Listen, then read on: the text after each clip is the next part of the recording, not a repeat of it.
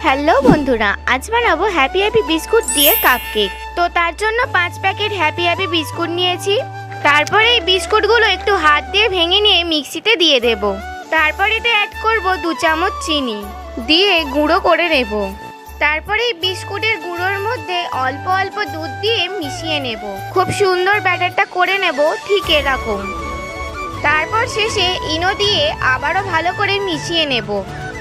তারপরে এই যে এই কাপগুলো নিয়েছি, এর মধ্যে একটু অয়েল ব্রাশ করে নিয়েছি।